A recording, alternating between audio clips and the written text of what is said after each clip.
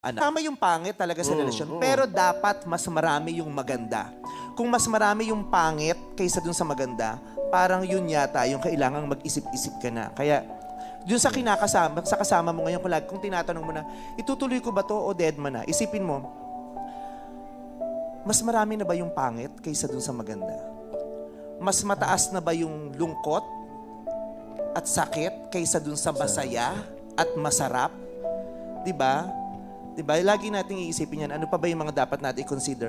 Yung tao ba na yon ay stress reliever mo o siya yung stress mo na nire-relieve every day?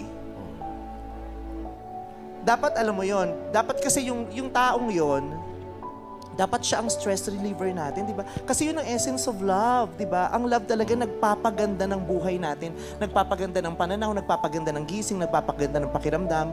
Kung